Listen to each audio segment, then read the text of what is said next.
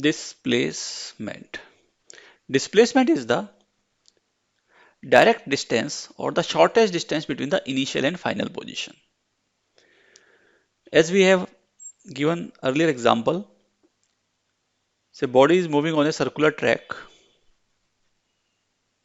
and it starts from A, reach diametrically opposite point B.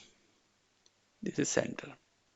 And it takes the path this. So we have already said that distance covered by this object is pi r, half of the circumference. Now we have to find the displacement. Displacement is the shortest distance, that is direct distance between the initial and final position. This position is initial position and this B is the final position. And shortest distance is the diameter of this circle. So we can say displacement for this case equal to diameter of circle, and we have already tell that this radius is r, so displacement is 2r. If I say another example in which body cover whole circle, start from A and again reach at A. In that case, distance was 2 pi r, that is equal to circumference, but displacement will be 0 because initial and final position are same. So distance, shortest distance between them is 0. We can say this displacement is 0. So finally we can say displacement is the shortest distance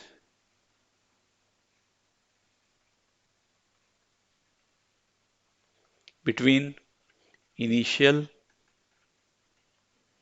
and final position. If we say initial position is x1 along the x-axis and final position is x2, then displacement is x2 minus x1. In vector format, we can write delta r equal to r2 minus r1. Here we have to mention that displacement is a vector quantity. Its unit is meter.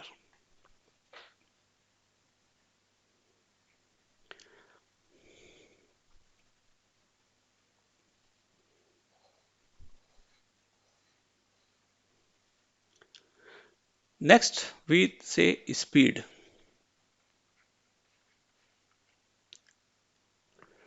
Speed is the distance traveled by the object in per unit time. That means we can say speed equal to distance covered by time taken.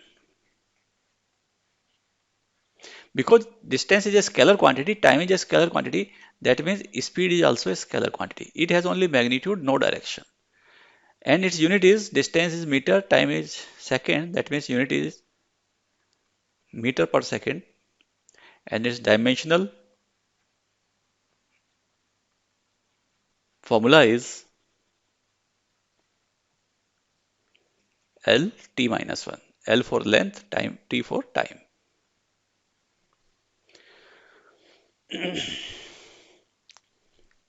Here we define two more terms regarding the speed. See, say we represent speed by V. V average. V average is total distance covered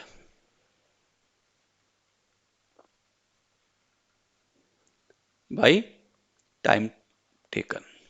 That means speed may be changing in between. While taking the average speed, we doesn't give mind over the change in the speeds. We take as a whole total distance and total taken time, and then ratio is called the average speed. V average equal to delta S by delta T. This is the total distance covered. This is the total time taken. If I take delta T is very small, if we take delta T is very small, just tending to 0, In that case, this delta s by delta t is the instantaneous speed. And this can be written in differential format, which we will define later, ds by dt. Next, we take velocity. Velocity v is a vector quantity and it is equal to net displacement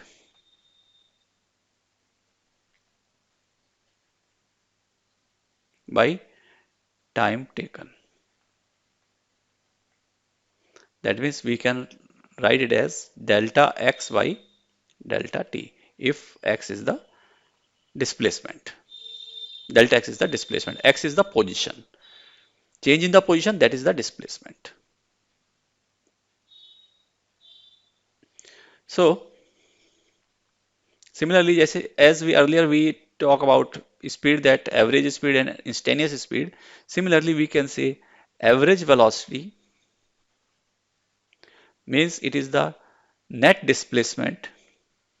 Speed may be in between changes, but we are taken net displacement oblique time taken.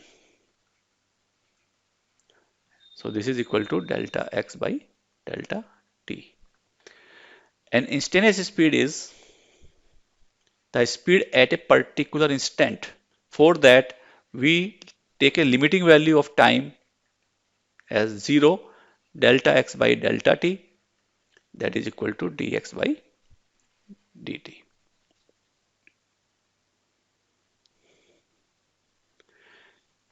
One thing we note that this speed is always positive, always greater than 0, positive. Because it has no direction, so it is always positive. But in case of velocity, it may be positive, say moving in plus x direction. It may be negative, moving in negative x direction, or maybe 0.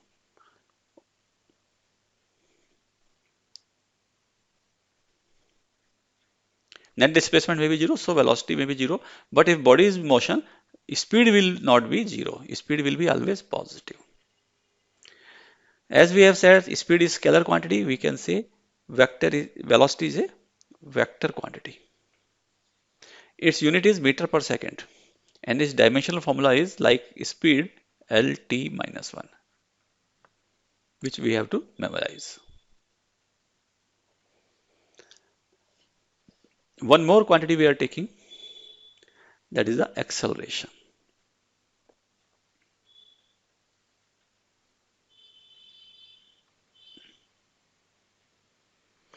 Acceleration is the rate of change of velocity. That is change in velocity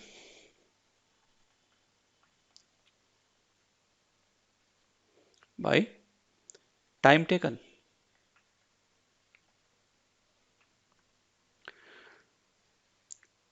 Here we discuss average acceleration equal to delta v by delta t. That means change in velocity by time taken. So this gives the average acceleration. In this change in velocity, acceleration may be changes. That's why we are taking the change in velocity and then delta v by delta t, this gives the average acceleration. The average acceleration may and may not be equal to the in-between acceleration.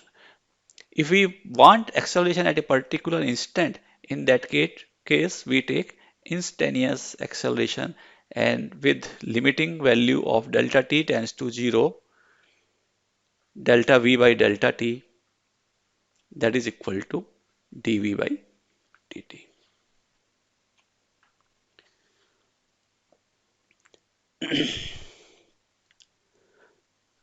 Now we can also define that acceleration is a vector quantity. Its unit is meter per second square, because velocity is meter per second divided by second, so meter per second square, and its dimensional formula is LT minus 2. L for meter, that is length, and S is a time, so T, and power is minus 2.